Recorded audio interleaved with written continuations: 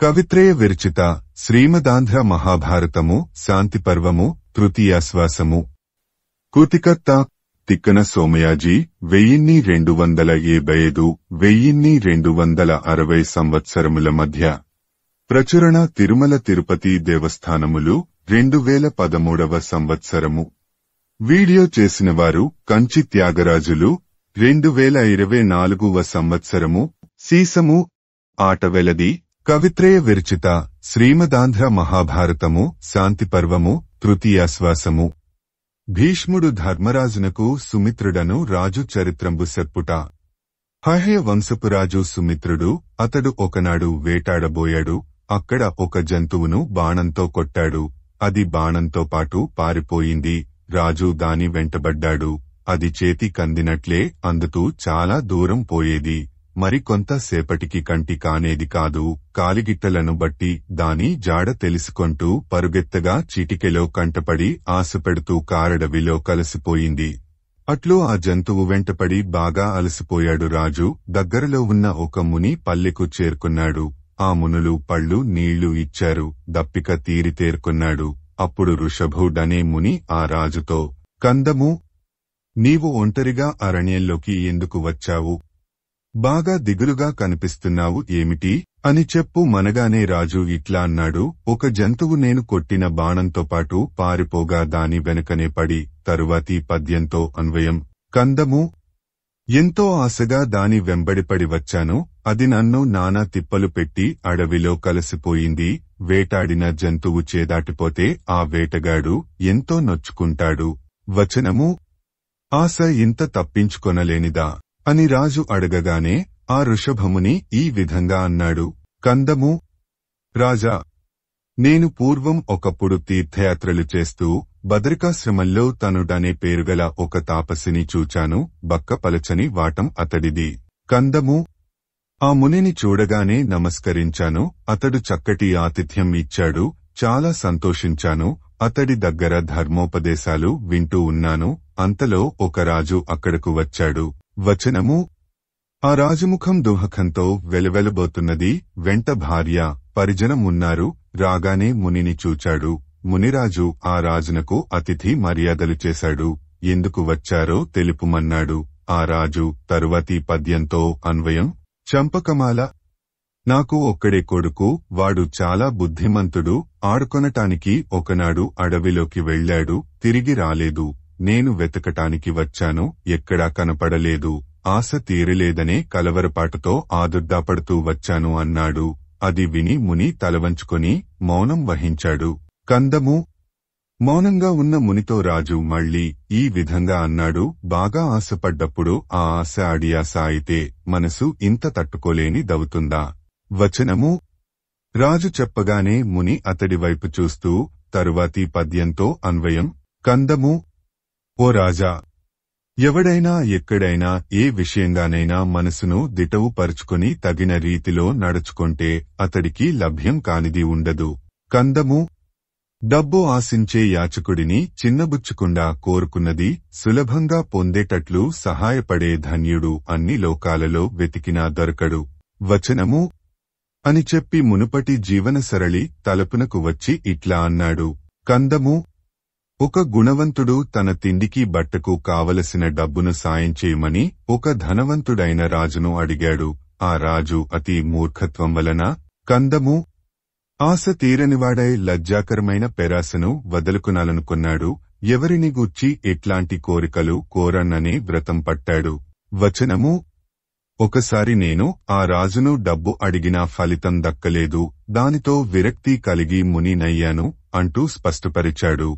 మళ్లీ తరువాతి పద్యంతో అన్వయం.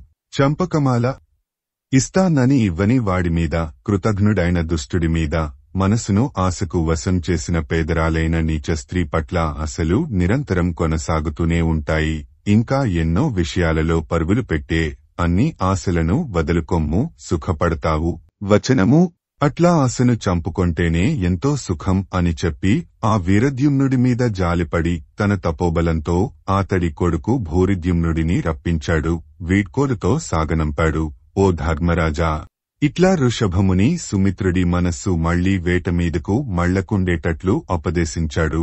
అట్లాగే నీవు కూడా నా వాక్యాలను చెవిని పెట్టుము, మంచిదిట్టవు కమ్ము, ఆశ నెరవేరకపోయినా బాధపడవద్దు, సుఖంగా ఉంటావు అన్నాడు భీష్ముడు. ధర్మరాజు, నీ వాగమృతాన్ని చవిచూడటం వలన నా మనస్సుకు ఇంకా తనివి తీరలేదు, ఇంకా కొన్ని ధర్మ పద్ధతులను వినాలని ఉన్నది, వివరంగా చెప్పవలసిందని అనగానే భీష్ముడు ఈ విధంగా చెప్పాడు. కందము, ఓ ధర్మరాజా, రాజు తన దేశంలోనూ శత్రుదేశంలోనూ డబ్బును సంపాదించుకొనాలి. ఏలుబడికి పుణ్యం పురుషార్థాలకు మూలం ఆ ధనమే. కందము, ఆ ధనం కాఠిన్యం వలనగాని మృదుస్వభావం వలనగాని లభించకపోతే రాజు ప్రజలను ఆదేశిస్తూ ఓరడిస్తూ చేరదీయాలి. ధనార్జన విషయంలో ఎంతో మెలకువగా ఉండాలి. కందము, ధనాగారం పెంపొందని రాజునకు తగినంత సైన్యం ఉండదు, మిత్రుల అండా ఉండదు, బలం మిత్ర సంపత్తి లేని ఏలుబడి ఒప్పు కాదు, ఆ రాజ్యవైభవం అంత ఉన్నతంగానూ ఉండదు. ఉత్పలమాల, అర్ధ సంపత్తి ఉండటమే దీని అంతకు మూలం అయినా రాజునకు తన శక్తికి మించిన గొప్ప ప్రయత్నాలు తగవు. తాను వెల్గొందాలని వాళ్లను ఎంతో గర్వంగా వశపరుచుకునాలని అనుకొనటం మంచి పద్ధతి కాదు. ఈ తరహా తీరు మూలధనానికే ముప్పు తెస్తుంది, ప్రాణాలను తీస్తుంది. కందము, ఏ ఉపాయం చేతనైనా తన శాయశక్తులా డబ్బు సంపాదించటం రాజధర్మం. డబ్బులేనివాడిని తన ప్రజ కన్న సంతానము లక్ష్యపెట్టదు, పగవారు ఆదరించరు. కందము, దారిదోపిడీలు దొంగతనాలు చేసే దుష్టులకు బలగం ఎక్కువే ఉంటున్నది. దారిదోపిడీ దొరలను రాజు తన సైన్యంలో చేర్చుకుంటే దురవస్థను తెచ్చిపెట్టుకొన్నట్లవుతుంది. కందము, న్యాయాన్ని పట్టించుకొనని సైన్యం యుద్ధంలో గెలుపొందదు. ఓ రాజా, దొంగలైనా విరోధులైనా అతిధర్మపరులైతే గౌరవించబడతారు. వచనము, ఇట్లు జరగటానికి ఉదాహరణగా ఒక పూర్వగాథ ఉన్నది వినుము. సీసము, తేటగీతి, కవిత్రయ విరచిత, శ్రీమదాంధ్ర మహాభారతము, శాంతిపర్వము, తృతీయాశ్వాసము. భీష్ముండు ధర్మరాజునకు గాపవ్యోపాఖ్యానము చెప్పుట. రాజా, పారియాత్ర పర్వతం మీద ఒక బోయవాడు ఉండేవాడు. అతడు న్యాయపరుడు, విలువిద్యలో మంచి నేర్పరి, జంతువుల తీరు తెన్నులు బాగా ఎరిగినవాడు, అడవులలో తిరగటానికి అలవాటు పడ్డవాడు. తల్లిదండ్రులంటే అతడికి ఎంతో భక్తి. వాళ్లు తృప్తిపడేటట్లు వాళ్లకు కావాల్సిన పండ్లు, కందమూలాలు, తేనెలు, మాంసం, అన్నం, కూరలు అన్నీ సమకూర్చిపెట్టేవాడు.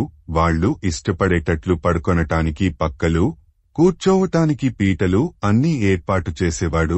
అక్కడ ఉండే ముని స్వాములందరికీ కావలసిన ఆహార పదార్థాలు అందించేవాడు. పగవాడనిపిస్తే చాలు యుద్ధంలో రుద్రుడే, ఒక్కడే 1000 మందిని చంపేవాడు. కందము, బోయవాడి పేరు కాపవ్యుడు. అతడి పరాక్రమాన్ని చూచి ఆ కొండమీద ఉండే దొంగలంతా కూడి మనకందరికీ ఒక రక్షకుడు కావాలనుకొని తరువాతి పద్యంతో అన్వయం. ఆట వెలది. తమకు అందరికీ నాయకుడిగా ఉండటానికి కాపవ్యుడిని కోరాలనే నిర్ణయానికి వచ్చి దొంగలంతా కలిసి సంతోషంగా అతడి దగ్గరకు వెళ్లారు. ఎంతో మర్యాదగా ఈ విధంగా అన్నారు. కందము, నీవు బలపరాక్రమాలు రెండూ నిండుగా ఉన్నవాడివి, దొడ్డనడవడి కలవాడవు.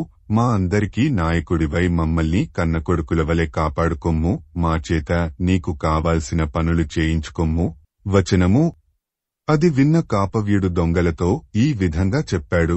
సీసము, తేటగీతి, పసివాళ్లను, మునులను, ఆడవాళ్లను చంపకూడదు. మనపై కలబడని వాడి జోలికి పోవటం మహాపాపం. ఆడవాళ్లను చెరపట్టటం కూడని పని. ఇంకొక విశేషం కూడా వినండి. క్రూర సాధు జంతువులన్నిట్లో ఆడ జంతువు ప్రాణం తీయకూడదు. ఆవులను, బ్రాహ్మణులను కష్టపెట్టకూడదు. వారి మేలు కోరి యుద్ధం చేస్తే ఎంతో పుణ్యం. పంట పొలాన్ని నాశనం చేయటం ఎంతో పాపం. ప్రజలను బాధించి తన పొట్ట నింపుకొనేవాడు శవాన్ని దొలిచే పురుగు శవం నశించగానే తాను నాశనమైనట్లే, ఆ లబ్ధి నశించగానే తాను నశిస్తాడు. వచనము, మీరంతా న్యాయాన్యాయాలు తెలుసుకొని నేను చెప్పినట్లు బ్రతకండి. మీకు నాయకుడినే, మీలో స్నేహ సౌఖ్యాలు పెంచుతాను, మీ మంచి చెడ్డలు కనుక్కొంటుంటాను అని చెప్పాడు. దీనికి ఆ దొంగలు ఎంతో సంతోషించారు. అతడికి లోబడి నడుచుకుంటూ బాగా అభివృద్ధిలోకి వచ్చారు. ఇట్లా కాపవ్యుడు మంచివాళ్లకు మేలు జరిగేటట్లు దొంగలను పాపపు పనుల నుండి మళ్లించాడు. తాను వాళ్ళు ఇహపరలోక సౌఖ్యాలు సాధించుకొని ఎంతో పేరు పొందారు. కందము. ఈ కాపవ్యుడి కథ పాపాలను తుడిచివేస్తుంది. దీని విన్నా చదివినా అడవులలో చేసే కార్యాలన్నీ శుభప్రదాలవుతాయి. దొంగల వలన క్రూరమృగాల వలన కలిగే ఆటంకాలన్నీ తొలగిపోతాయి.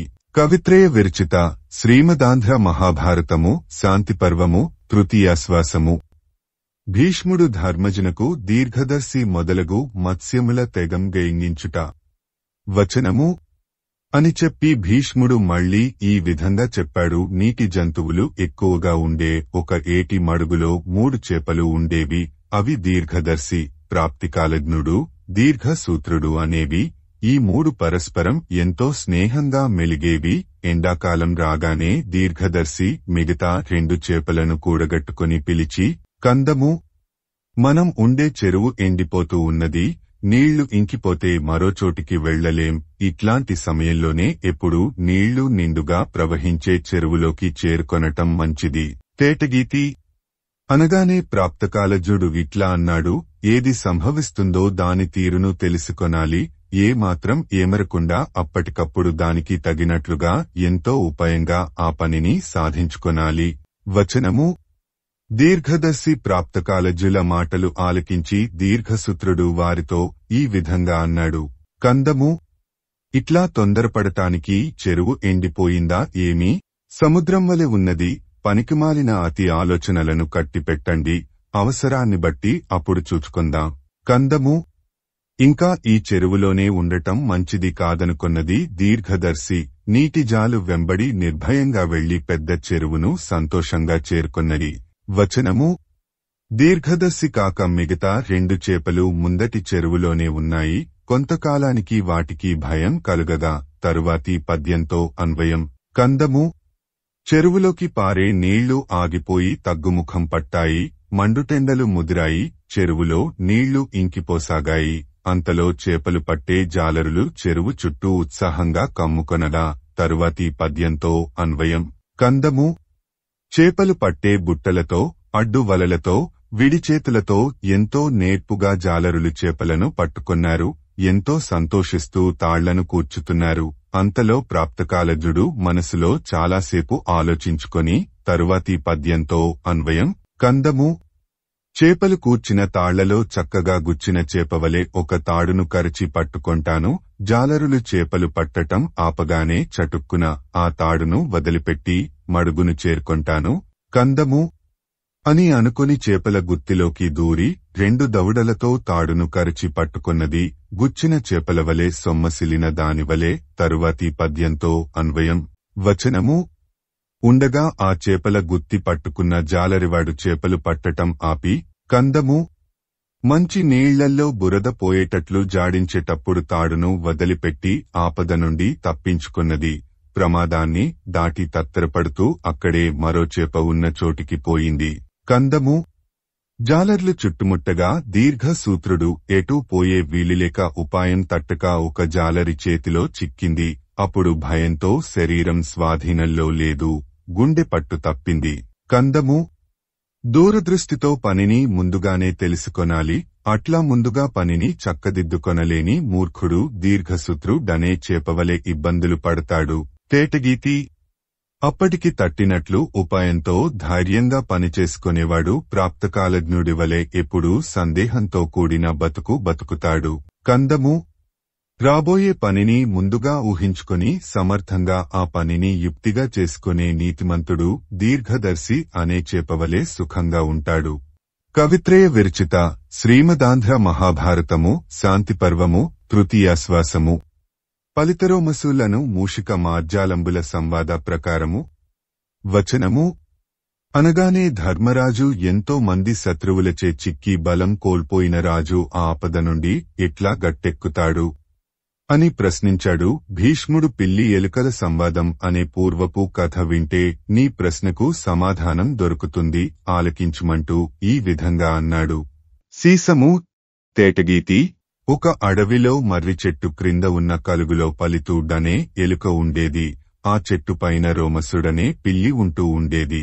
ఈ చెట్టుకు దగ్గరలోనే ఒక మాలవాడు అనునిత్యం సాయంకాలం జంతువులకు ఉచ్చులు పన్నేవాడు. ఆ ఉచ్చులో చిక్కుకొన్న వాటిని తెల్లవారగానే వచ్చి తీసుకొని వెళ్లుతుండేవాడు. ఒకనాడు పిల్లి తిండి కొరకు వచ్చి ఆ ఉరుల్లో చిక్కుకొన్నది. దీన్ని పొంచి చూచిన ఎలుక నిర్భయంగా తన ఆహారం కొరకు తిరుగాడసాగింది. అంతలో చంద్రకు డనే గుడ్లగూబ, హలికు డనే ముంగిస ఎలుక కంటబడ్డాయి. వచనము: తిండి కొరకు వచ్చిన ఎలుకకు గుడ్లగూబ, ముంగిస కంటబడ్డాయి. వాటి బారి నుండి తప్పించుకొని పోయే వీలులేదని గ్రహించుకున్నది. భయపడింది. ధైర్యం కూడదీసుకున్నది. ఏం చేయాలో ఊహించుకున్నది. మెల్లగా పిల్లిని సమీపిస్తూ ఈ విధంగా అన్నది: కందము, ఓ రోముసా, నేను నా నేర్పుతో నీ ఉరులను తెగ కొరికి నిన్ను విముక్తుడిని చేస్తాను. నేను ఇట్లా చేయటానికి పూనుకొనటం నీ అదృష్టంగా భావించుము. మనస్సులోపలి పగను మానుకొమ్ము, స్నేహభావాన్ని అలవరుచుకొమ్ము.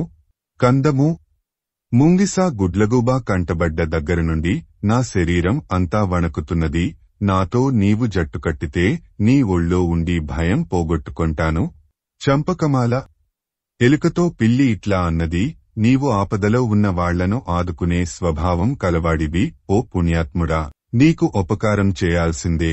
దేవుడి సాక్షిగా నిన్ను కాపాడాలనుకున్నాను. భయపడకుండా నా దగ్గరకు రమ్ము. గుడ్లగూబ, ముంగిస నన్ను చూస్తే భయపడతాయి కాబట్టి దరిదాపులకు రావు, దూరంగా పారిపోతాయి. ఆట వెలది. అట్లా అనగానే ఎలుక అట్లా అవుతుందని గ్రహించుకునే కదా నీతో పొత్తు కుదుర్చుకొనాలనుకున్నాను. దీనివలన నేను బ్రతకటం, నీవు విడుదల అవటం రెండూ తీరతాయని నిర్ణయించుకునే నిన్ను చేరాను. కందము అని పలికి ఎలుక ఏమాత్రం సందేహించకుండా పిల్లి పొదిగిట్లో ఉండటం చూచిన ఆ గుడ్లగూబ, ముంగిస అక్కడి నుండి తమ తోవన వెళ్లిపోయాయి. కందము, ముంగిస, గుడ్లగూబ వెళ్లిపోవటం చూచి ఎలుక ఎంతో సంతోషించింది. అనుకున్నట్లుగా పిల్లి ఉచ్చులను గబగబా కొరకకుండా మెల్లమెల్లగా కొరుకుతూ జాప్యం చేస్తూ ఉన్నది. వచనము: ఆ విధంగా ఎలుక ఉరితాళ్లను తొందరగా కొరకకపోవటాన్ని పిల్లి పసికట్టి ఎలుకతో ఈ విధంగా అన్నది: కందము, నావలన ప్రయోజనం పొందిన నీకు ఇది తగుతుందా? ఉరులను తెగ కొరకకుండా జాప్యం చేయటం ఒప్పుతుందా? చేసిన మేలు మరచిపోవటం న్యాయమా? కీడు తలపెట్టక పట్టుదల పట్టి కొరుకుము. చంపకమాల. పిల్లి మాటలకు ఎలుక ఇట్లా జవాబిచ్చింది: ఆశ్రయించిన వాళ్లను కాదనకుండా కాపాడే స్వభావం నీది. అట్లాంటి నీకు ఆపదను కలిగిస్తానా? కీడు తలపెట్టటం మంచి పని కాదు. నా భయం కొద్దీ నిన్ను నేను నమ్మలేక ఉరులు తెంపలేకపోతున్నాను. మనస్సులో తప్పు పట్టవద్దు. మాలవాడిని చూడగానే తాళ్లను తెగగొరుకుతాను. కందము, నీవు ఉచ్చుల నుండి బయటపడి పగవలన ఏం ఆలోచిస్తావో ఒక మాట వినుము. బలవంతుడైన వాడితో ఎంతో ఉపాయంగా పొత్తు పెట్టుకున్నా అతడి మీద ఎక్కువ నమ్మకం ఉంచుకొనటం నీతి కాదంటారు తెలిసినవాళ్లు. ఉత్పలమాల. మాలవాడి రాకను చూచి నీవు వణికిపోతూ చెట్టుపైకి పోతావు. అదే సమయంలో నేను కలుగులోకి పోతాను. అదుగో అప్పుడే నీకు ఉపకారం చేస్తాను. ఇదే నిజానికి చేయదగిన పని. నీకు తెలియనిది కాదు కదా. కందము, ఎలుకతో పిల్లి ఇట్లా బదులు పలికింది: ఓ పుణ్యాత్ముడా, అట్లా ఎందుకు ఆలోచిస్తావు? నేను నీ ప్రాణాలను వెంటనే కాపాడాను కదా. నీవు అట్లాగే నా మీద నమ్మకంతో చప్పున ఆపదను గట్టెక్కించవద్దా? ఆట వెలది. తొందరపడవద్దు. సరైన తరుణంలో చేసిన ప్రయత్నమే సంపూర్ణంగా సఫలనవుతుంది. మరొకటి ఆలోచించకుండా ఊరుకొమ్ము.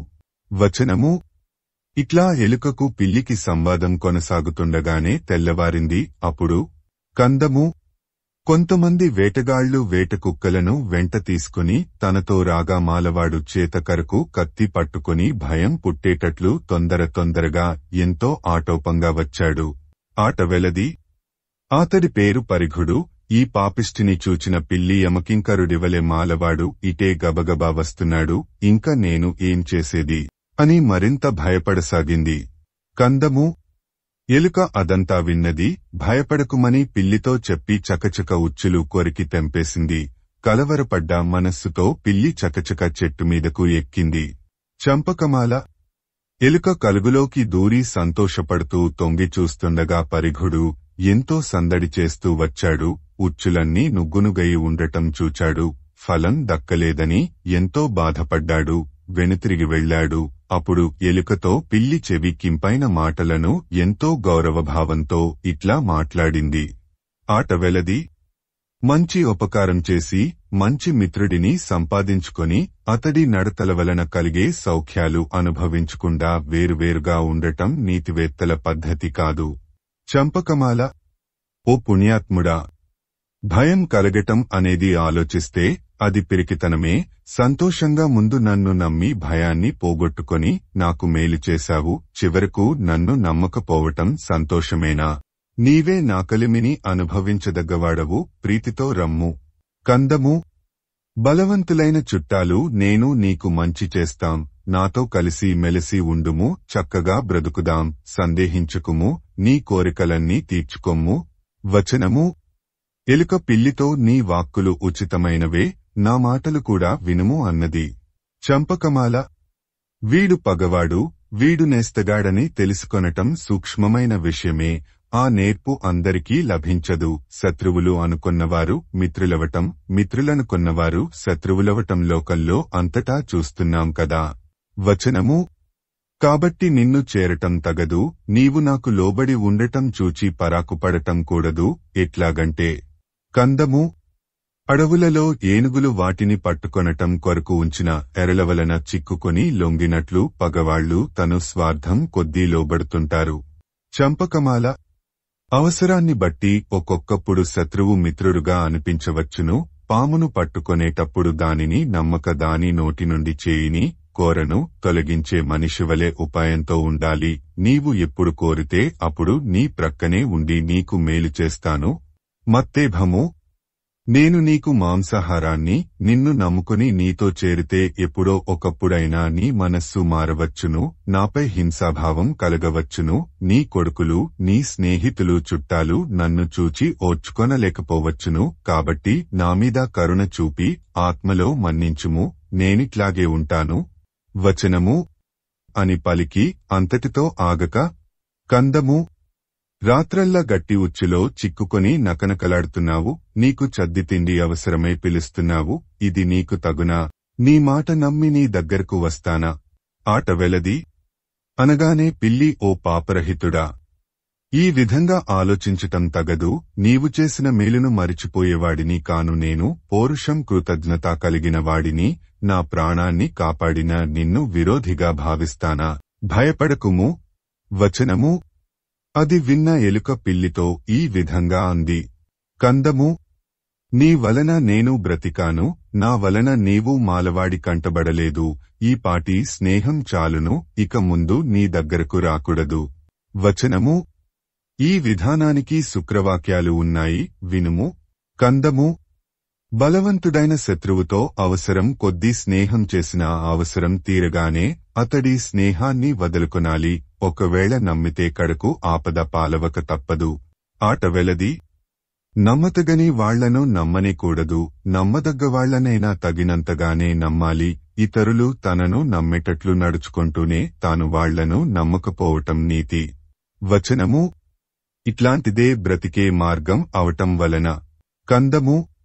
నీవంటి వారిని నమ్మకుండానే నేను బ్రతుకుతాను. నీవు మాలవాడివంటి వారి మాయలలో పడకుండా నిండైన బ్రతుకుము. ఇక వెళ్ళుము. కందము.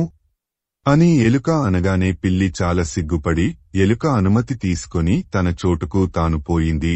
ఎలుక కూడా మరొక కలుగులోకి దూరి తన చక్కని నడవడితో సౌఖ్యాన్ని పొందింది. కందము. బలంగల శత్రువుల వలన కలిగే ఆపదలను తొలగించుకొనటానికి అల్పుడైన శత్రువునైనా తనతో కలుపుకొని జీవించటానికి తగిన ఉపాయాన్ని ఎలుక పిల్లి తెలిపాయి. వచనము. అని భీష్ముడు చెప్పగానే ధర్మరాజు ఇట్లా అడిగాడు. ఎవడిని నమ్మకపోతే మనస్సుకు ఆరట కలుగదు. నమ్మితే పాపాలు సంభవిస్తాయి. నమ్మటం, నమ్మకపోవటం అనే రెంటిలో ఏది ముఖ్యంగా ఆచరించతగ్గదో ఒక నిర్ణయానికి రాలేకపోతున్నాను అనగానే భీష్ముడు ఈ విషయాన్ని తేటపరిచే కథ ఒకటి విని చెప్పుతాను అన్నాడు. సీసము. ఆటవెలది. కవిత్రయ విరచిత శ్రీమదాంధ్ర మహాభారతము శాంతిపర్వము తృతీయాశ్వాసము. బ్రహ్మదత్తునితో భూజనీయను శకుని కైన సంవాద ప్రకారము. ఒకప్పుడు బ్రహ్మదత్తుడనే రాజు ఉండేవాడు. అతడి పట్టణంలో పూజని అనే గోరువంక ఉండేది. అది మంచి మాటకారి. అది ఒక పిల్లను పెట్టింది. ఆ పిల్లకు ప్రతిదినం తీయటి పళ్లను తెచ్చిపెట్టేది.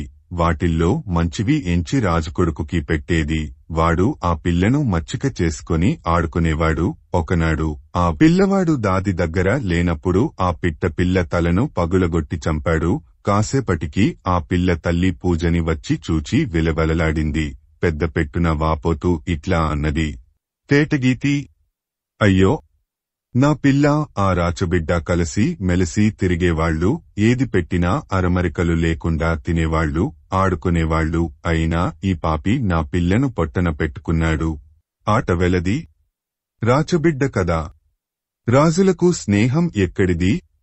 వాళ్లకు జాలి ఉండదు, చేసిన మేలు మరచిపోతారు. గర్వపోతులు, కఠినులు, నమ్మదగ్గవారు కారు. వచనము అని దూషించి, కందము, ఈ పగను తీర్చుకొంటాను అంటూ ఆ గోరువంక తన గోళ్లతో రాజకుమారుడి 2 కళ్ళు ఓడబెరికింది. ఎంతో వేగంగా ఆకాశంలోకి ఎగిరిపోయింది. వచనము ఆకాశంలోకి ఎగిరి అక్కడి నుండి బ్రహ్మదత్తుడు వినేటట్లు ఈ విధంగా పలికింది. కందము, రాజా, నీ బిడ్డ నా బిడ్డను చేజేతులా చంపివేశాడు. దాని ఫలితంగానే కళ్ళు పోగొట్టుకున్నాడు. అంతేకాని నీ కొడుకు పట్ల నేను ఏమీ క్రూరంగా నడుచుకొనలేదు. చేసిన దానికి ప్రతీకారం చేశాను. నన్ను ఏ పాపం అంటదు. చంపకమాల అని పూజని చెప్పగానే రాజు, నీవు అన్నది నిజమే. ఈ విషయంగా నీ దోషం ఏమీ లేదు. కాని నీవు వెళ్లిపోవటం మాత్రం నా మనస్సుకు ఎంతో బాధగా ఉన్నది.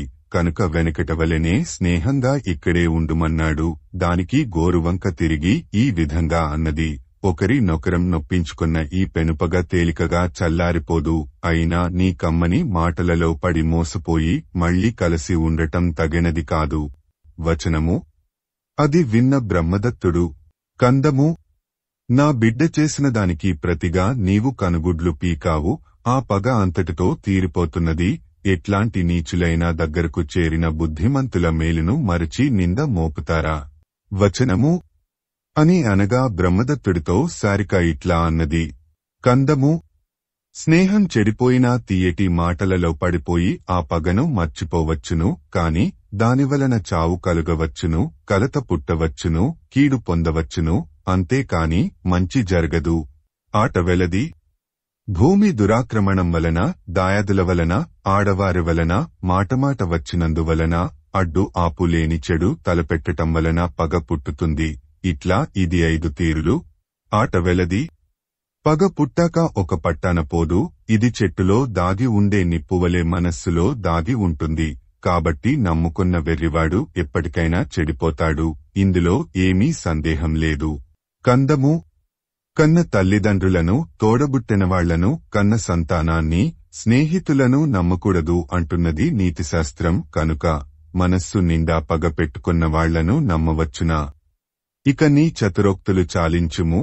వచనము అనగానే బ్రహ్మదత్తుడు ఈ విధంగా అన్నాడు, కందము, కాలాన్ని బట్టి జనానికి మంచి చెడులు కలుగుతుంటాయి. వాటిని దాటి చేయటం మన వశమా? అంతెందుకు?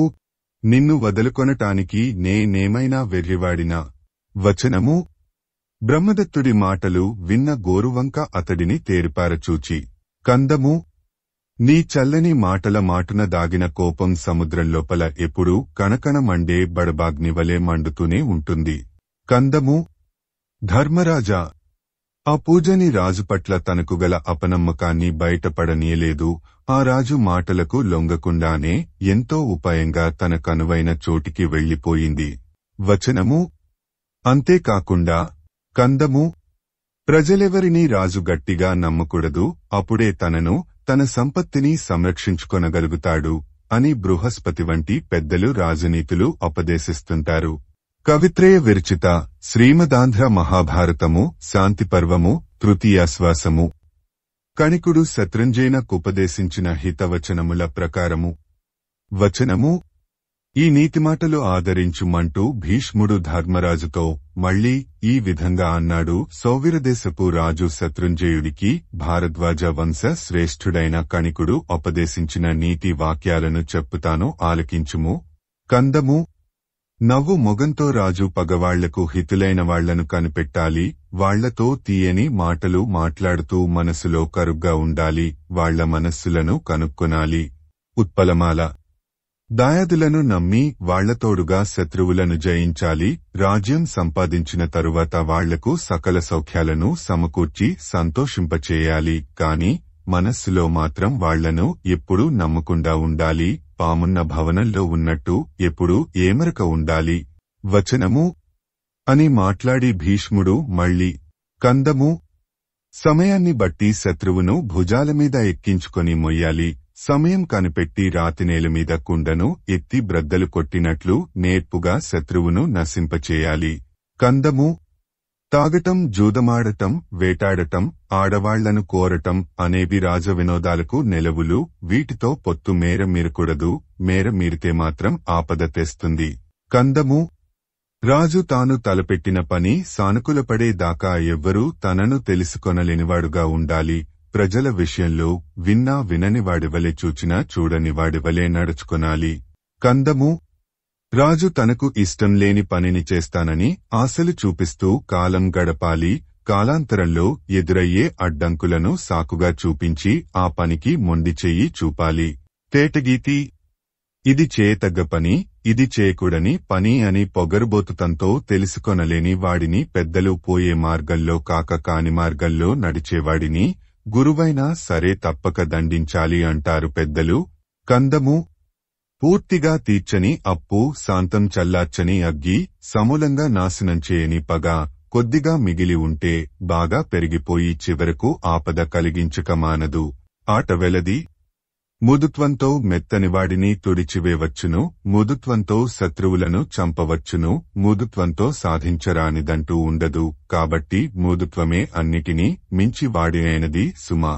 వచనము అదంతా విన్న ధర్మరాజు ధర్మం సరిగ్గా నడవకపోతే తప్పించుకొనలేని కరువు కాటకాది పాపాలు కలుగుతాయి. కనుక తిండి దొరకదు. బ్రాహ్మణాదులైన 3 వర్ణాలు ఎట్లా మనగలుగుతాయో చెప్పుమన్నాడు. దానికి భీష్ముడు విశ్వామిత్రుడికి మాలవాడికి మధ్య నడచిన సంవాద గాథను వింటే నీవడిగిన సందేహం తీరిపోతుంది.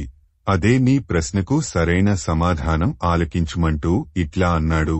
కవిత్రయ విరచిత శ్రీమదాంధ్ర మహాభారతము శాంతిపర్వము తృతీయాశ్వాసము. విశ్వామిత్ర చండాల సంవాదము. కందము ధర్మరాజా, త్రేతా ద్వాపరయుగాల సంధికాలంలో జనం చేసుకున్న పాపం కొద్దీ ఒక కరువు వచ్చింది. ఇది ప్రజలను 12 ఏళ్లపాటు పీడించింది. సీసము ఆట వెలది. ఏరులు చెరువులు అడుగుబట్టాయి. సేద్యం అంతా ఆగిపోయింది. చెట్లు చేమలు ఎండిపోయాయి. నేలంతా బీడు పడిపోయింది. గొడ్డు గోదా చచ్చిపోయాయి. రాజులు మర్యాద తప్పి ప్రజలను కొల్లగొట్టుకొంటున్నారు. అధర్మం అంతకంతకు మితిమీరిపోయింది. బలవంతులు బలహీనులను పీడిస్తున్నారు. యజ్ఞయాగాదులు దేవతార్చనలు కట్టిపెట్టారు. బ్రాహ్మణాది కులాలవారు తమ కులధర్మాన్ని తప్పారు. తిండి తిప్పలు లేని వాళ్లు ఎక్కడ పడితే అక్కడ పడిపోయారు. బతికి ఉన్నవాళ్లు భయపడేటట్లు ఎంతో దారుణంగా పీనుగుల కుప్పలు పేరుకుపోయాయి. వచనము అట్లాంటి తరుణంలో కందము మునులలో చెప్పుకొనదగ్గవాడు విశ్వామిత్రుడు. అతడు ఆకలికి తట్టుకొనలేక ఎక్కడెక్కడో తిరిగాడు. ధైర్యం సడలింది. అన్నం, మాంసం, కందమూలాలు, పండ్లు అన్నీ అందరినీ అడిగాడు. ఎక్కడా ఏమీ దొరకలేదు. దప్పికతో వచనము తూలుతూ పోతున్నవాడై చంపకమాల గొడ్ల ఎముకల గుట్టలు పడి ఉన్నాయి. పందుల డొక్కలు, కుక్కల పుర్రెలు నేలపరపుగా దట్టంగా కప్పివేశాయి. మనసులో కొంచెమైనా ప్రేమ లేకుండా అన్ని రకాల జంతువులను అక్కడివారు చంపేస్తుంటారు. ఇట్లాంటి దుర్వ్యసనంతో కూరుకుపోయిన మాలపల్లెకు విశ్వామిత్రుడు చేరుకొని ఆ పల్లెలో వచనము బాధపడుతూ ఇటు అడుగు తీసి అటు వేయలేక నేలమీద సొమ్మసిల్లి పడిపోయాడు. ఊపిరిపోతుంటే ఊరుకొనకూడదు అనుకున్నాడు. ప్రాణం నిలబెట్టుకొనటమే ఉత్తమ ధర్మం అని భావించాడు. దానికి తగ్గ ఉపాయాన్ని ఆలోచించుకుంటూ అప్పుడే చంపి తోలు తీసి గాలిలో ఆరబెట్టిన కుక్క మాంసాన్ని చూచి కందము ఇప్పుడిక్కడ ప్రాణం కాపాడుకొనటానికి కుక్క మాంసం తప్ప మరొకటి దొరకదు. ఇదైనా దొంగిలించి దక్కించుకొనవలసిందే. తేటగీతి ప్రాణం పోకుండా తప్పించుకొనేందుకు మరే ఉపాయం లేనప్పుడు దొంగతనం చేసి ఊపిరి నిలుపుకొనటం ధర్మమే అవుతుంది. అప్పుడు నీచుడి సొమ్మైనా పుచ్చుకొనటం ప్రశస్తమైనదే అవుతుంది. వచనము కాబట్టి చండాలుడి సొత్తు అయినా సరే ఈ కుక్క మాంసాన్ని దొంగిలించి చావును తప్పించుకుంటానని నిర్ణయించుకున్నాడు. అప్పటికే అర్ధరాత్రి అయింది. మాలపల్లె అంతా నిద్రలో మునిగిపోయింది.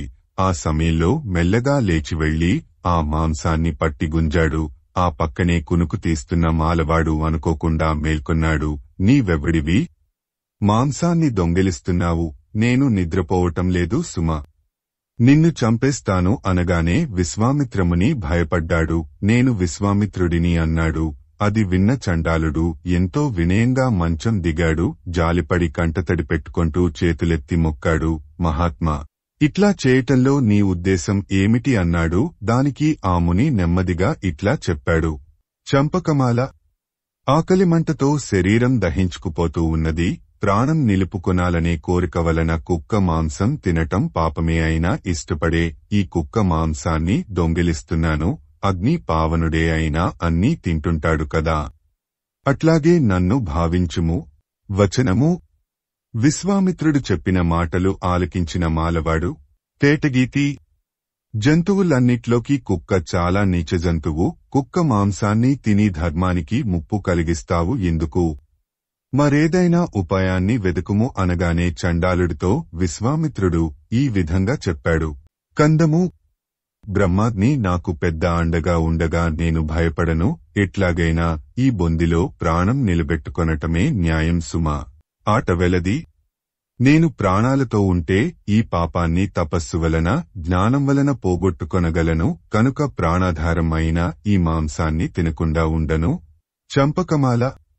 విశ్వామిత్రుడి మాటలు విన్న చండాలుడు నవ్వి అయ్యో, అది నీచమైన పనికాక న్యాయమైనదా?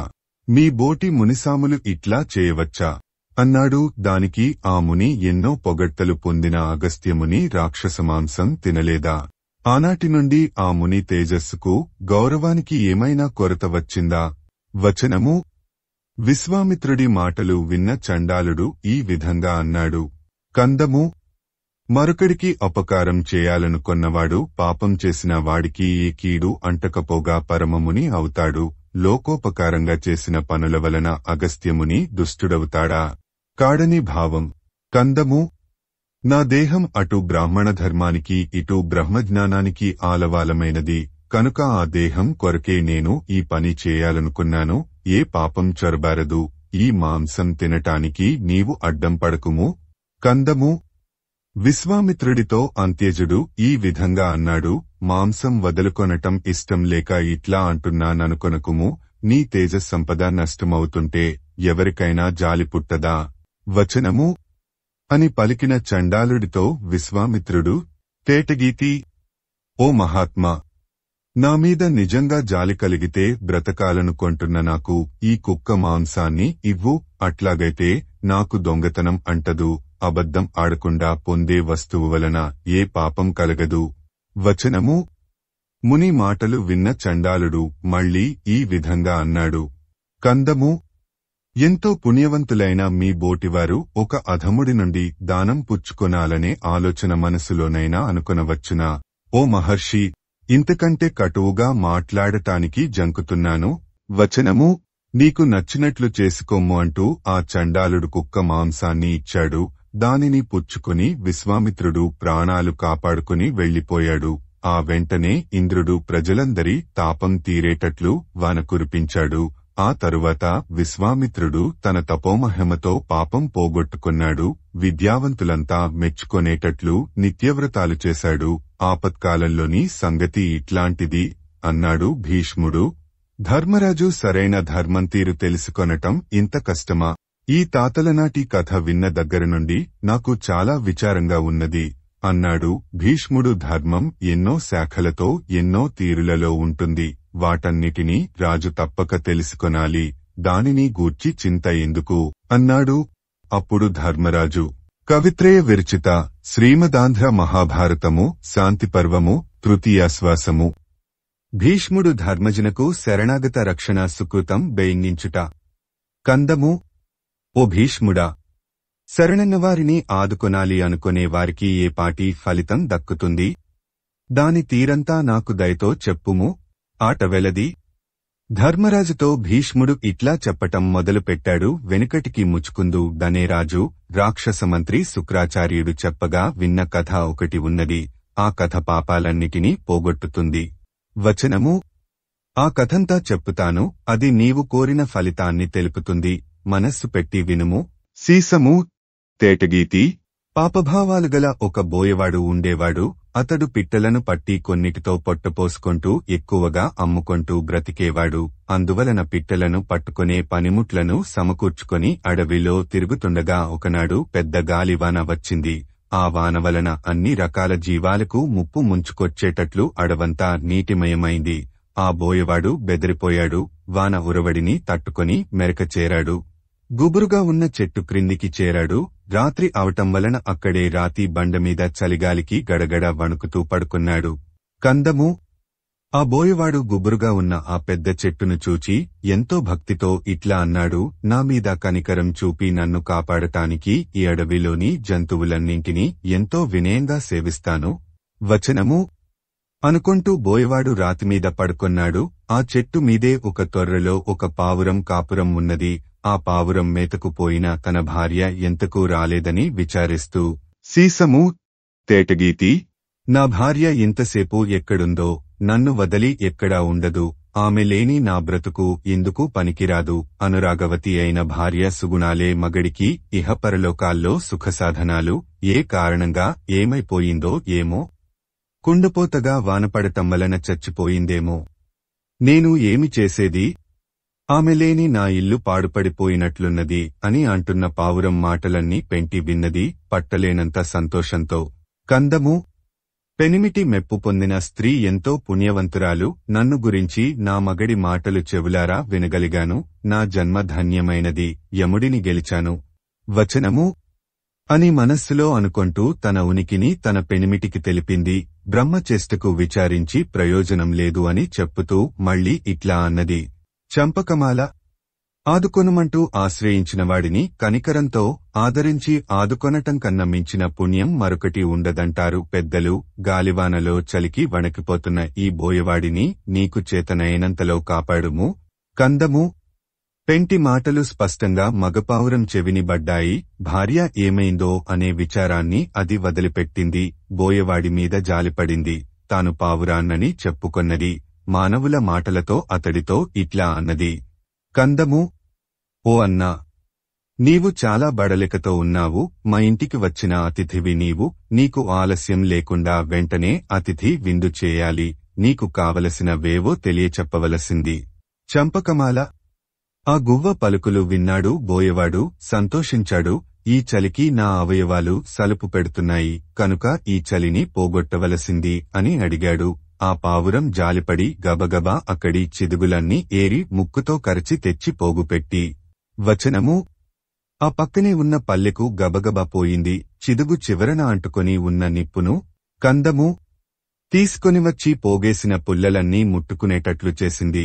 ఎంతో సంతోషపడుతూ బోయవాడిని చలికాచుకొనటానికి మంట దగ్గరకు రమ్మని పిలిచింది. చంపకమాల. గువ్వ సంతోషించేటట్లు ఆ బోయవాడు ఆ మంటలో మెల్లమెల్లగా తన ఒంటిని కాచుకొని చలిబాధ తీర్చుకొన్నాడు. అంతలో ఆకలిగా అనిపించింది. పావురంతో అదే చెప్పాడు. ఆ గువ్వకు అతడి ఆకలి తీర్చే మార్గం ఏమి తోచలేదు. తనలో తాను వచనము దుహకించి వెలవెలపోతూ తలుచుకొంటూ ఆ బోయవాడితో ఇట్లా చెప్పింది: తేటగీతి. పిట్టల బతుకుల్లో తిండిని కూడబెట్టుకొనటం అనేది ఉండదు. ఆకలికి దొరికింది ఏదైనా తింటాం. అయితే నీవు బాగా అలసిపోయి ఉన్నావు. తప్పనిసరిగా నీ ఆకలి తీర్చాలి. కవిత్రయ విరచిత శ్రీమదాంధ్ర మహాభారతము శాంతిపర్వము తృతీయాశ్వాసము. కపోతంబు దన శరీరమును బోయకాహారంబుగా నిచ్చుట. వచనము నా శరీరాన్ని నీకు ఆహారంగా అర్పిస్తాను, తీసుకోమ్ము.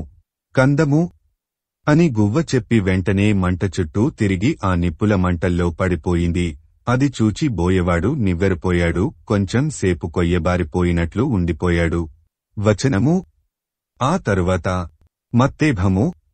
లోకంలో ఇట్లాంటి సాహసం, పురుష ధర్మం ఎక్కడైనా ఉంటుందా? బాగా జాలిపడి ఈ గువ్వ ఈ తీరున తనను అర్పించుకొంటుందా? నా నడవడి ఈ లోకల్లో నిందల పాలైంది. ఆలోచించగా నా నడవడి ఇంతటి విపత్తును కలిగిస్తుందా? ఇక ఇట్లాంటి దయాదాక్షిణ్యాలు లేని ఘోరపు పనులు చేయను. ఈ పిట్ట నాకు గురువై మంచి తెలివిని తెప్పించింది. వచనము అని మనస్సులో వీడని విరక్తిని పొందాడు. అందువలన అక్కడ ఉండలేకందము.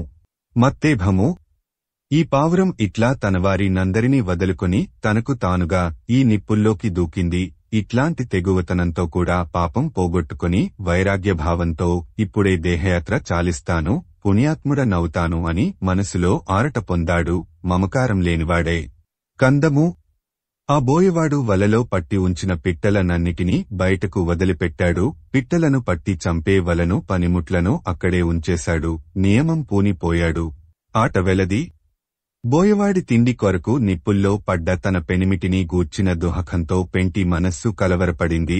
గొంతు వణకిపోయింది. కన్నీరు మున్నీరుగా ఏడ్చింది. కందము నాకు ఆకలి వేస్తే నీవు ఎప్పుడు తట్టుకొనలేకపోయేవాడివి. 600 100 6 నేను తిన్న తరువాతనే తినేవాడివి. నేను కష్టపడటం చూచి నొచ్చుకునేవాడివి. అట్లాంటి నీవు నన్ను వదిలిపెట్టి ఇట్లా వెళ్లటం ధర్మమేనా? వచనము అని మళ్ళీ సీసము తేటగీతి చిగురుటాకుల గుత్తులతో పూలతో గుబురుగా ఉండే పొదలమాటుకు చేర్చేవాడివి. కొండకాలవలలోని తేట నీళ్లల్లో ఒంటివన్నే ఇనుమడించగా కొండల మెరకల మీదకు తీసుకుని వెళ్లేవాడివి.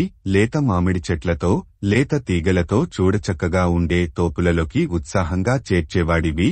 బాగా విచ్చుకున్న తామరపులతో అందంగా కనిపించే దిగుడుబావుల గట్ల మీదకు మెల్లగా చేర్చి ఆనందంలో ముంచెత్తించి క్రీడించేవాడివి. నీ లీలలు మర్చిపోవటం నా వల్ల కాదు. ఓ నాథా, ఇప్పుడే నా ప్రాణాలు తీసుకొని నిన్ను చేరుకుంటాను. వచనము అంతేకాకుండా కందము పెనిమిటితో పాటు చితిపొంది చనిపోయిన స్త్రీ అతడితో పాటు ఉత్తమగతులు పొందుతుందని, నిలకడగా అంతులేని భోగాలు అనుభవిస్తుందని పెద్దలు చెప్పుతుండగా విన్నాను. కందము అని మాట్లాడి ఆ వెంటనే నిప్పును బాగా రగులు కొల్పింది. తన పెనిమిటిని తలుచుకొంటూ ఆ నిప్పు చుట్టూ తిరిగింది. అతడిని చేరుకొనటానికి ఆనందంగా నిప్పుల్లోకి ఉరికింది.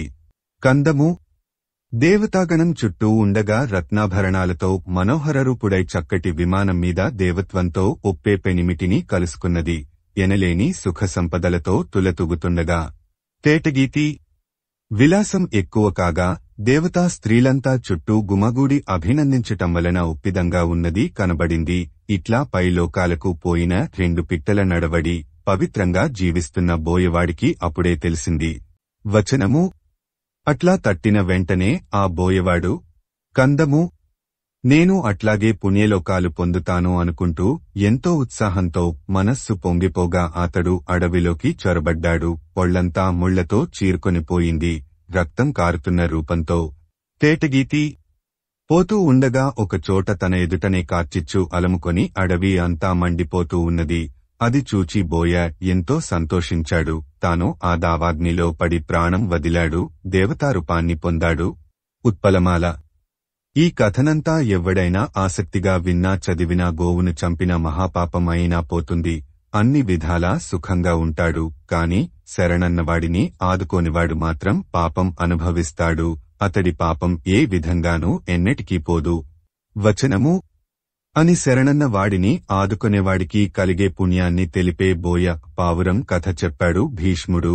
అది విన్న ధర్మరాజు తాత భీష్ముడిపై ప్రీతి అణకువ కలగలిసిన చూపులు సారిస్తూ కందము సజ్జనులకు నేస్తమా, తెలియకుండా చేసిన పాపాన్ని ఎట్లా పోగొట్టుకొనాలో తెలుపుము. వచనము అని అడిగిన ధర్మరాజుతో ఆ మహానుభావుడైన భీష్ముడు ఇట్లా చెప్పాడు. పరీక్షిన్ మహారాజు కొడుకు జనమేజయుడు. ఇతడు మునుపు తనకు తెలియకుండానే చుట్టుకొన్న బ్రహ్మహత్యాపాతకాన్ని పోగొట్టుకున్నాడు. అదే పురాణాలలో ఒక కథ అయింది. దానినే మునులంతా వినిపిస్తుంటారు. అది చెప్పుతాను వినుము. కందము బ్రహ్మహత్యాపాపం చుట్టుకొనగానే ఆ రాజును ప్రజలు పట్టించుకొనలేదు. బ్రాహ్మణులు దోషివన్నారు. దానికి జనమేజయుడు లోపల కుమిలిపోయాడు. తేటగీతి జనమేజయుడు చాలా దుఃఖించి పట్నం నుండి బయటపడ్డాడు. ఒంటరిగా నట్టడవిలోకి చొరబడ్డాడు. ఆ అడవిలో శౌనకముని కుటీరాన్ని వెతుక్కుంటూ వెళ్లాడు.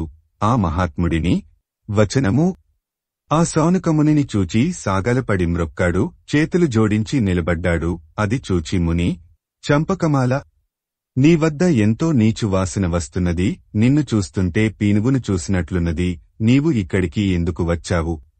మరెక్కడికైనా వెళ్ళిపొమ్ము, బొంతకాకులు తూట్లు పొడుస్తూ ఉండగా తలకిందుగా వేలాడుతుంటావు, ఈ పుట్టుకలోనే నరకం అనుభవిస్తావు.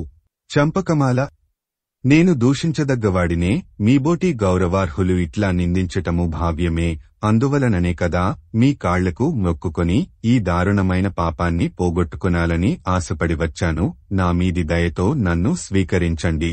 వచనము అనగానే ఆ శౌనకముని జాలిపడి అతడితో ఇట్లా అన్నాడు, కందము, కొంతమంది తెలివి తక్కువ వాళ్లు నన్ను కాదని గేలిచేసినా అట్లాంటి వాళ్లను లెక్కపెట్టను. పండితులైన బ్రాహ్మణులు, దేవతలు మెచ్చుకొనేటట్లు నేను నీతో చెప్పుతాను వినుము. కందము, తెలివి తక్కువవాడు చేయకూడని పనులు చేసి చివరకు విచారిస్తాడు, ఎక్కడలేని తెలివితో ఉన్నతుడయ్యేవాడు మాత్రం పాపం అనే వరదకు వెరవడు, విచారించడు. వచనము తెలివిగా పనులు చక్కబెట్టుకోవాలి, వాటి గురించి నీకు చెప్పుతాను. అసలు నీవు చేసిన పాపాలకు పశ్చాత్తాపపడుతున్నావా? నీకు ధర్మం పట్ల ఆసక్తి కలిగిందా అని ముని అడుగగానే ఆ జనమేజయుడు, కందము, ఓ మునివర్య, తీవ్రమైన పాపపు మంటలలో చిక్కుకొని ఎంతో తపిస్తున్నాను. పుణ్యకార్యాలనే పవిత్ర జలంతో ఆ మంటలను చల్లార్చుకొనాలని అనుకొంటున్నాను. వచనము నీ దయకొరకు నిన్ను ఆశ్రయించాను, నన్ను ఆదుకొనవలసనది అని జనమేజయుడు అనగానే ఆ శౌనక మునివర్యుడు, కందము, నీవు నీ భయం కొద్దీ ఒకదానిని కోరుకొంటున్నావు, అందువలన దీనికి ఇది కారణం అనే ఉపాయమే నీ ఆలోచనలకు అందదు. నాకు తట్టిన పుణ్యకార్యం ఆచరించాలి తప్ప. కందము, నీ ఆతురత కొద్దీ నీవు నా దగ్గరకు వచ్చావు కాబట్టి నాకు ధర్మమార్గం తట్టినందువలన కలిగిన ఒబలాటం కొద్దీ నీతో పడవలసి వచ్చింది. నిలుకడగా వినుము. కందము, బ్రాహ్మణజాతికి మంచి కలిగేటట్లు నడుచుకొమ్ము, వాళ్లకు ఎప్పుడూ అపకారం తలపెట్టనని ఒట్టు వేసుకొమ్ము, నలుగురి మెప్పులు అందుకొమ్ము. చంపకమాల, ఓ శౌనకమునివర్య, ధర్మంగా నడుచుకొనటం నాకు పుట్టుకతో వచ్చింది. పాపపు బ్రతుకంటే నాకు వణకు. బ్రాహ్మణజాతి ఎప్పుడూ నా ఆదరణకు తగనది, తెగించి ఎప్పుడూ నా మనస్సు ఆ జాతికి కీడు తలపెట్టదు. ఈ సమస్తానికి సాక్ష్యంగా నీ పాదాలు తాకి ఒట్టు పెట్టుకొంటాను. వచనము ఆ ముని కాళ్లు పట్టుకొని అట్లా శపథం చేశాడు. ఆ ముని మనస్సు జాలిపడింది. ఆ జనమేజయుడిని ఎంతో ఆదరంగా చూచి ఇట్లా అన్నాడు, అట్లా బ్రాహ్మణ జాతికి కీడు తలపెట్టనన్నావు కనుక చెప్పుతాను, సావధానంగా వినుము. సీసము, తేటగీతి, సంపన్నుడు ధీరుడు అయిన రాజు భోగాన్ని అహంభావాన్ని వదలగొట్టుకొనాలి, ధర్మాన్ని పాటించాలి, తపస్సు, దానం, వేదాధ్యయనం, యాగాది కర్మలు ఆచరించాలి. అప్పుడు ప్రాణికోటి అంతా రాజుమీద దయచూపుతుంది. ఈ విషయంగా ఏయాతి మాట ఒకటి ఉన్నది, దాని అర్థాన్ని విడమర్చి చెప్పుతాను వినుము. సరస్వతి, దృషద్వతి వంటి పవిత్ర నదులను సేవించాలి, పుణ్యక్షేత్రాలలో నడయాడాలి, మమకారం వదులుకొనాలి, అధ్యయనమునందే ఏకాగ్రత, దానం, దయలు కలిగి మమకారం లేక ఉండాలి. అప్పుడు పాపం అనే మకిలి మరక తుడిచి పెట్టుకొనిపోతుంది. వచనము అంతేకాదు ఒక ధర్మశాస్త్రం చెప్పుతాను వినుము. చంపకమాల, పాపం చేసి పరితపించినా ఇకమీదట ఇట్లాంటి పాపాలకు ఒడిగట్టను అనుకున్నా న్యాయంగా మెలగటం ఉత్తమం అని నిర్ణయించుకున్నా, పుణ్యం పొందాలని అపేక్షపడి అపకారం చేసినా వీటిల్లో ఏ అంశం వలననైనా పాప పంకిలం క్రమక్రమంగా తుడిచి పెట్టుకొనిపోతుంది. ఇందులో ఏమీ భయపడాల్సింది లేదు. చంపకమాల, ఓ జనమేజయ, ఇంద్రుడు అడిగిన విషయాన్ని బృహస్పతి ఇట్లా చెప్పాడు, బట్టకు పట్టి ఉన్న మురికి చవుడు కారంలో ముంచినప్పుడు వదిలిపోయినట్లుగా చెయ్యాలని చేయని పాపాలు బుద్ధిపూర్వకంగా చేసిన పుణ్యాల వలన పోతాయి. ఈ సంగతి వేదం చెప్పింది, అదే నేను బోధించాను, నన్ను నమ్ముము. వచనము జాలిగుండెగల ఆ ముని ఇట్లా ఎన్నో విధాల ఆ జనమేజయుడిని మేలుకొలిపి ఎన్నో తీర్థయాత్రలు చేయించి పుణ్యవంతుడిని చేశాడు, అశ్వమేధయాగం చేయించాడు. అట్లా వెలుగొందిన ఆ జనమేజయుడు తన రాజ్యాన్ని ఏలుకొన్నాడు అని చెప్పి మళ్లీ కవిత్రయ విరచిత శ్రీమదాంధ్ర మహాభారతము శాంతిపర్వము తృతీయాశ్వాసము. కృతికర్త తిక్కన సోమయాజీ 1275 1260 సంవత్సరముల మధ్య. ప్రచురణ తిరుమల తిరుపతి దేవస్థానములు 2013 సంవత్సరము. వీడియో చేసినవారు కంచి త్యాగరాజులు. 2024వ సంవత్సరము